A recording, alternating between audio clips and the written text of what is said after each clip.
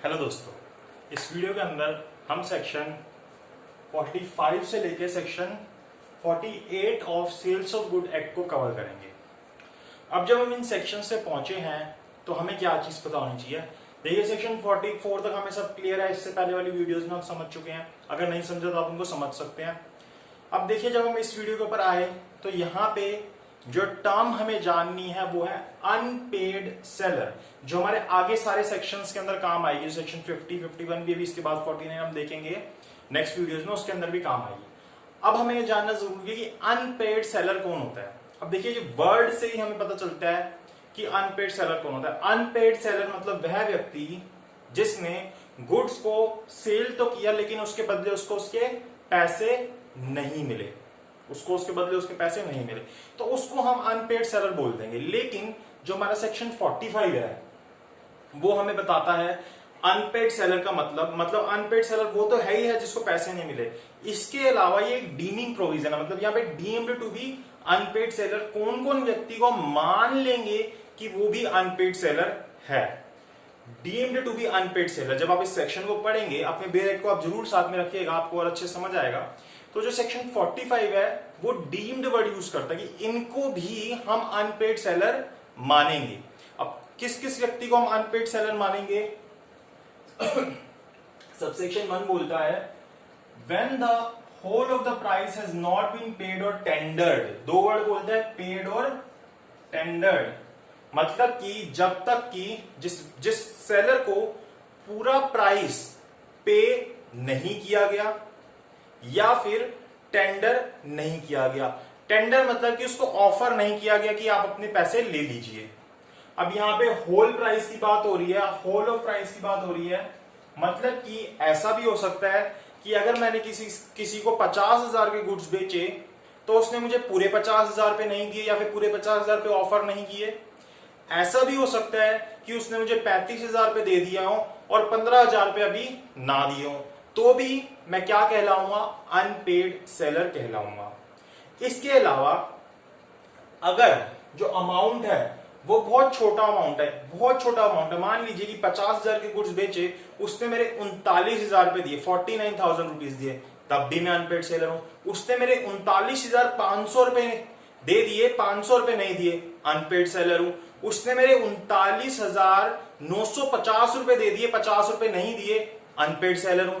उसने मेरे 39,999 रुपए दे दिए, तब भी मैं अनपेड सेलर हूं। चाहे उसने मेरा 1 रुपया भी देना है तो मैं क्या कहलाऊंगा? अनपेड सेलर कहलाऊंगा। अनपेड सेलर कहलाने से क्या होगा? कुछ राइट्स मेरे को मिलेंगे, वो राइट्स अभी हम आगे वाले सेक्शंस के अंदर देखेंगे। दूसरा अनपेड सेलर यहां पे इंक्लूड हुआ कोई भी व्यक्ति जिसका नेगोशिएबल इंस्ट्रूमेंट, कोई भी व्यक्ति मतलब जिसने सामान बेचा है उसका नेगोशिएबल इंस्ट्रूमेंट डिसऑनर हो गया। नेगोशिएबल इंस्ट्रूमेंट क्या होता है? नेगोशिएबल इंस्ट्रूमेंट में 3 चीजें इंक्लूड होती है। क्या क्या चीजें इंक्लूड होती है? बिल ऑफ एक्सचेंज इंक्लूड होता है, प्रॉमिसरी नोट इंक्लूड होता है, चेक इंक्लूड होता है। चेक आपको पता है क्या होता है? बिल ऑफ एक्सचेंज होता है, मैंने किसी को गुड्स बेचे, वो मुझे लिख के दे देगा कि मैं आपको इतने दिन बाद पैसे, मतलब मैं उसके पास लिख के लेके जाऊंगा कि आपने मेरे पैसे देने हैं, उस पर साइन कर देगा कि 10 दिन बाद आके अपने पैसे ले जाना। 10 दिन बाद जाके मैं उसको अपना बिल ऑफ एक्सचेंज दिखाऊंगा, वो मुझे पैसे दे देगा। प्रॉमिसरी नोट क्या होता है? जैसे मैंने किसी को उधार दिया तो मुझे लिख के दे देता है कि मैंने आपसे इतना इतना पैसा लिया, उसके ऊपर वो साइन करके दे देता है, आप मुझसे 1 महीने बाद आके ये पैसा ले जाना। मैं 1 महीने बाद जाकर उसको प्रॉमिसरी नोट दिखाऊंगा जिसके ऊपर उसने मुझे प्रॉमिस किया, वो मुझे मेरा पैसा दे देगा। तो अगर इन तीनों में से कोई भी चीज, चाहे चेक हो, चाहे वो बिल ऑफ एक्सचेंज हो, चाहे वो प्रॉमिसरी नोट हो, अगर वो डिसऑनर हो जाता है, डिसऑनर मतलब उसका ऑनर नहीं हुआ, जब मैं उसके सामने लेके गया उसने उसका पैसा नहीं दिया, बिल ऑफ एक्सचेंज लेके गया नहीं दिया, प्रॉमिसरी नोट लेके गया नहीं दिया, मैंने बैंक में चेक जमा किया, वहां से वो डिसऑनर हो गया, वो वहां से उसकी पेमेंट मुझे नहीं मिली, चाहे किसी भी रीजन की वजह से ना मिली हो, तो क्या है? एक नेगोशिएबल इंस्ट्रूमेंट मेरा डिसऑनर हो गया। तो जब अगर इस तरीके से मेरी कोई पेमेंट के लिए जो मेरे को नेगोशिएबल इंस्ट्रूमेंट मिला हुआ था, अगर वो डिसऑनर हो जाता है, तब भी मैं क्या कहलाऊंगा? Unpaid seller कहलाऊंगा।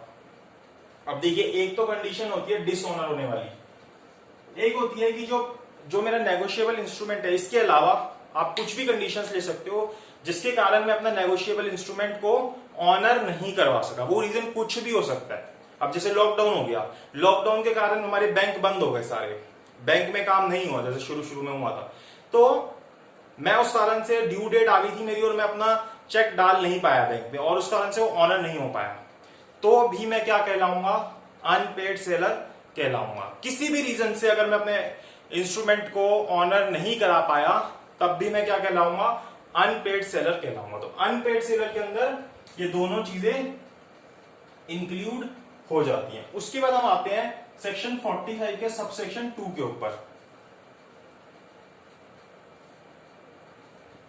इसका सबसेक्शन 2 में बोलता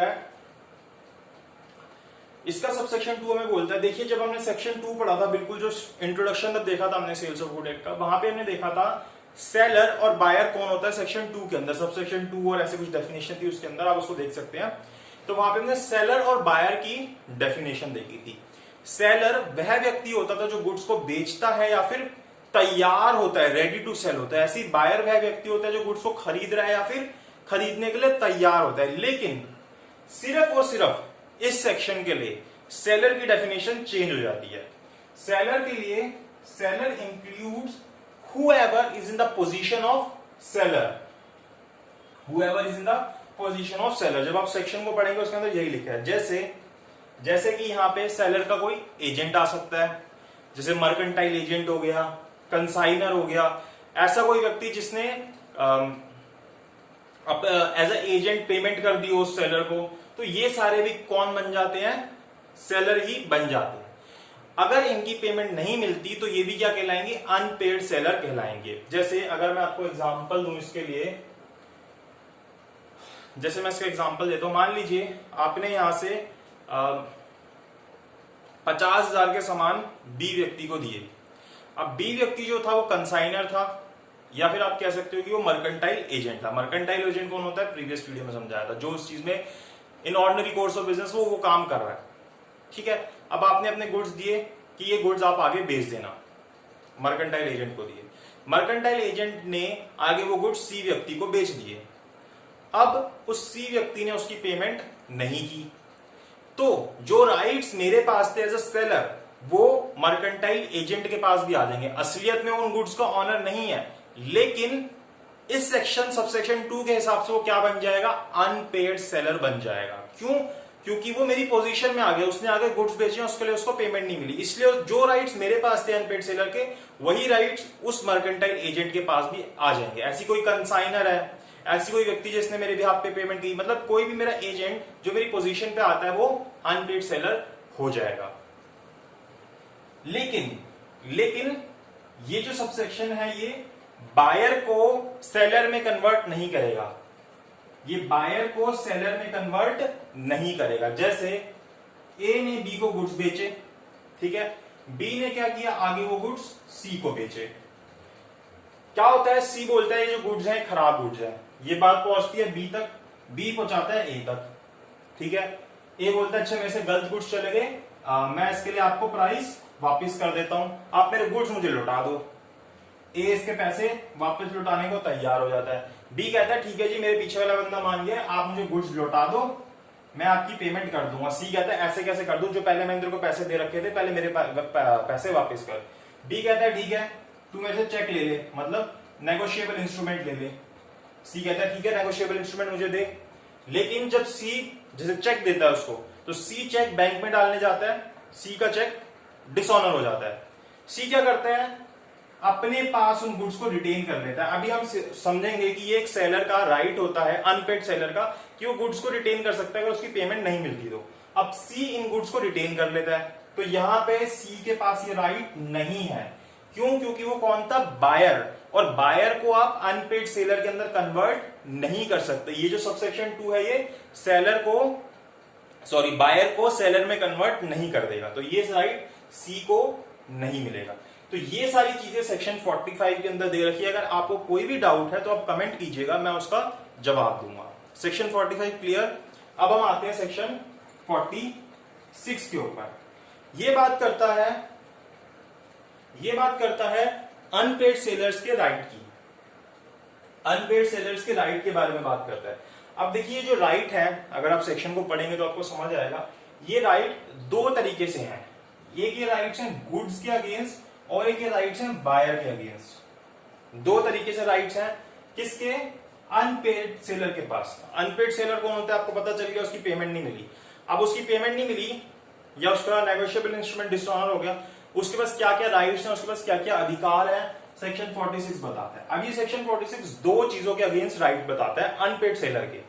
एक उसके पास राइट होता है गुड्स के अगेंस्ट, एक उसके पास राइट होता है बायर के अगेंस्ट। अब जो गुड्स के अगेंस्ट उसके पास क्या राइट है, हमने ये चीज समझी थी, पोजीशन अलग चीज होती है, टाइटल अलग चीज होता है, ऑनरशिप अलग चीज होती है। गुड्स जब एकदम असर्टेन होके रख दिए कि ये गुड्स आपके हैं, तो गुड्स की ऑनरशिप बायर की हो जाती है, लेकिन पोजीशन किसका है, अभी भी सेलर के पास पड़ा हुआ है।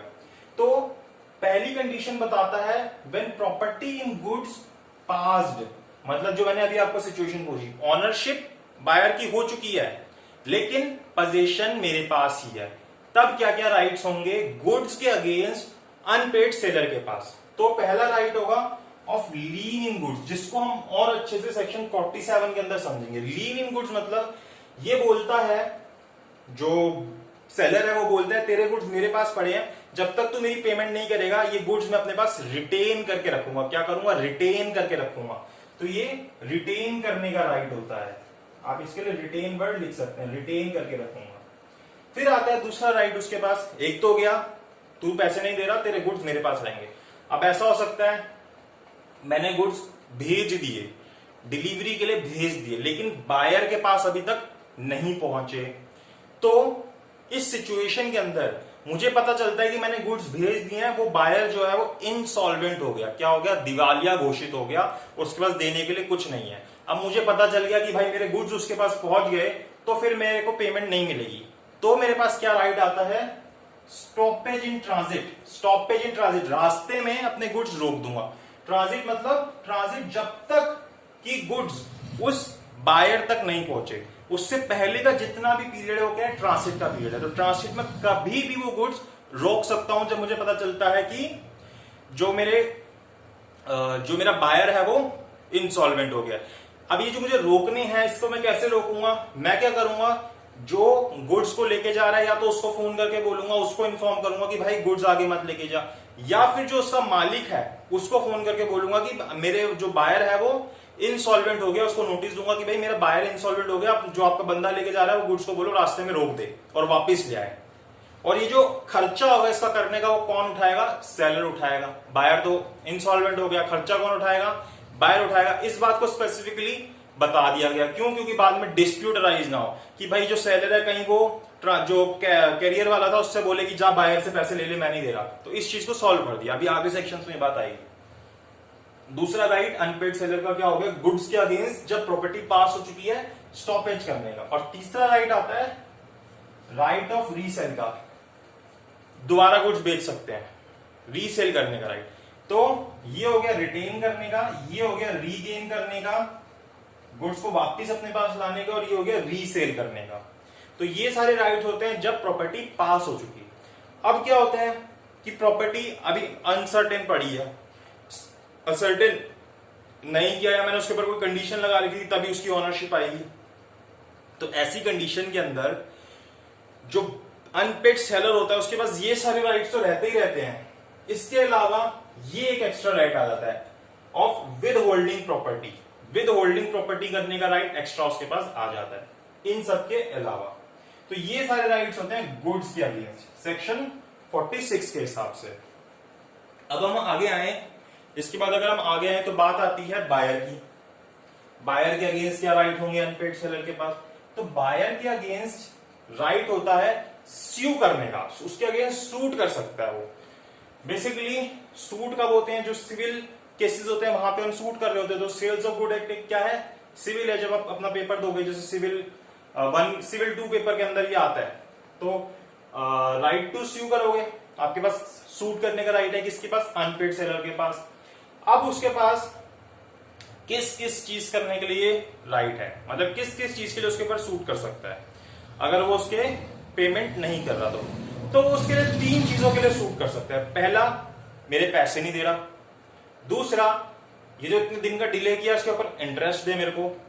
तीसरा, ये जो मेरे पैसे नहीं दे रहा, ये जो मेरे गुड्स होल्ड होके पड़े हैं इसकी वजह से मुझे लॉस हुआ, तो उसके डैमेजेस पे के। तो इन 3 चीजों के लिए वो सूट कर सकता है। किस किस के लिए? डैमेजेस के लिए, प्राइस के लिए और इंटरेस्ट के लिए। पैसे नहीं दिए, इंटरेस्ट दे मेरे को, डैमेजेस दे मेरे को, नुकसान हुआ, तो इन 3 चीजों के लिए उसके पास अधिकार है कि वो सूट कर सकता है। कौन? अनपेड सेलर बायर के अगेंस्ट। तो ये सारे राइट्स होते हैं अनपेड सेलर के सेक्शन 47 के हिसाब से। सेक्शन 47 के अंदर हमें इतनी चीजें बताई गई है। फिर अब हम आते हैं सेक्शन 47 के ऊपर। सेक्शन 47 स्पेसिफिकली इस चीज के बारे में बात करता है, जो लीन ऑफ गुड्स रिटेन करने के लिए जो बताया गया था। तो सेक्शन 47 बोलता है सेलर्स लीन, मतलब कि रिटेन पोजेशन अंटिल पेमेंट और टेंडर, कि वो अपने पास पोजेशन उन गुड्स का रिटेन करके रखेगा, अपने पास रखेगा जब तक कि वो पेमेंट नहीं कर देता या फिर टेंडर नहीं कर देता पेमेंट को, मतलब कि उसको ऑफर नहीं कर देता कि मेरे से पैसे ले लो। अब यहां पे हमें एक चीज पता होनी चाहिए, ये तभी होगा जो लीन का राइट है जब गुड्स सेलर के पोजीशन के अंदर है। अगर वो गुड्स बायर के पोजीशन में हो गए तो मैं इस राइट को कैसे एक्सरसाइज कर सकता हूं? जब मेरे पोजीशन में गुड्स है तभी तो मैं कर सकता हूं, तो मेरे पोजीशन में जब ये गुड्स होंगे तभी मैं ऐसा कर सकता हूं, अदरवाइज मैं नहीं कर सकता। और ये 3 सिचुएशंस होती है जहां पे ये किया जा सकता है। When goods sold without any stipulation as to credit, जब मैंने गुड्स को बिना किसी स्टिपुलेशन के क्रेडिट से, बिना उधारी के सामान भेजा था, तब कर सकता हूं। या फिर मैंने गुड्स को उधारी पे तो बेचा लेकिन जितना पीरियड दिया था पेमेंट का वो पीरियड बीत गया। जैसे ए ने बी को हॉर्स बेचा, ए ने बी को एक घोड़ा बेचा और वहां पे बी को टाइम दिया कि तो मेरे को 31 मार्च तक आगे पेमेंट दे दियो। ठीक है, बी ने कहा ठीक है मैं तेरे को 31 मार्च तक आगे पेमेंट दे दूंगा, और बी ने उस हॉर्स की डिलीवरी भी नहीं ली और 31 मार्च की डेट आ गई। अब उसने उसकी डिलीवरी भी नहीं ली, उसने पेमेंट भी नहीं दिया, तो यहां पे सेलर के पास लीन करने का राइट आ जाएगा सेकंड के हिसाब से, कि यहां पे स्टिपुलेशन लगाई थी क्रेडिट की और वो पीरियड बीत गया और उसका पोजीशन किसके पास था? सेलर के पास ही था, तो सेलर उसको लीन करके मतलब अपने पास रिटेन कर सकता है। और तीसरा, जब बायर जो होता है इंसॉल्वेंट हो जाता है, तो इन 3 केसेस के अंदर सेलर के पास ये राइट होता है कि वो गुड्स को रिटेन कर सकता है, अपने पोजीशन में रख सकता है। अब यहां पे हमें इतना, ये तो मैंने आपको पहले भी बताया कि ओनली पोजीशन नॉट टाइटल, की ये तभी होता है जब, अब देखिए यहां पे जब वो लीन करता है तो इसका मतलब ये होता है कि सिर्फ उसके पास पोजीशन है, उसके पास उसका टाइटल नहीं है, टाइटल ट्रांसफर हो चुका है बायर को। दूसरी बात, गुड्स जो है वो किसके पास पड़े हुए हैं? सेलर के पास पड़े हुए हैं। गुड्स वहां तक अगर चले गए तो फिर तो बात ही खत्म, मेरे पोजीशन में नहीं है। तीसरी बात कि ये जो लीन का राइट है सिर्फ प्राइस के अगेंस्ट किया जा सकता है, अगर बायर उसका प्राइस पे नहीं कर रहा। अगर अब ऐसा बोले सेलर कि तूने मेरा इंटरेस्ट भी पे करना था क्योंकि तूने मेरे को लेट पेमेंट किया, तो मैं तेरे गुड्स यहां से नहीं छोड़ूंगा, तो ये राइट लीन करने का इस जगह पे बायर सेलर के पास नहीं है। या फिर वो उससे 5 दिन बाद 10 दिन बाद आके सामान लेके गया तो उसके वेयर हाउस का खर्चा आया सेलर का, सेलर बोलता है तू मेरे वेयर हाउस का खर्चा दे तभी मैं तेरे गुड्स छोड़ूंगा, अपने रिटेन करके रखूंगा, तो वहां पे भी सेलर ऐसा नहीं कर सकता। तो इन दोनों जगह सिर्फ और सिर्फ प्राइस के लिए वो कर सकता है, इसके अलावा किसी चीज के लिए नहीं कर सकता। इंटरेस्ट के लिए, कोई पेनल्टी के लिए, मतलब कोई भी चीज के लिए, कोई भी पेमेंट करनी हो, कोई भी वेयर हाउसेस चार्जेस हैं, इस तरीके के कोई भी चार्जेस है, तो उसके लिए वो ऐसा नहीं कर सकता। तो सेक्शन 47 के अंदर ये बात बताई गई है। फिर आते हैं सेक्शन 48 के ऊपर, पार्ट डिलीवरी। क्या हो रही है? पार्ट डिलीवरी हो रही है। पार्ट डिलीवरी मतलब कि मेरे से उसने 100 बैग खरीदे, जैसे किसी सामान के 100 बैग खरीदे, उसमें से उसने मेरे को, मतलब मैंने उसको 100 बैग बेचे, उसमें से मैंने उसको 80 बैग डिलीवर कर दिए, 20 बैग मेरे पास अभी भी पड़े हुए हैं।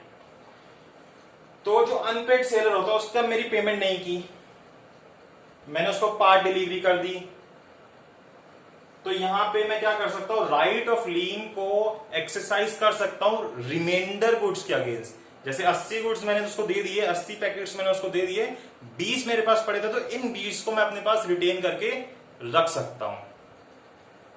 यहां पे एक बहुत अच्छा केस है ग्रीस वर्सेस रिचर्डसन का, ये आप पढ़ सकते हैं। इसके अंदर 3 टी बैग्स बेचे गए थे, जिसमें से एक टी बैग की डिलीवरी नहीं ली थी और उसकी पेमेंट भी उसने नहीं की थी, तो वहां पे वो जो एक बैग था उसको रिटेन कर लिया गया था।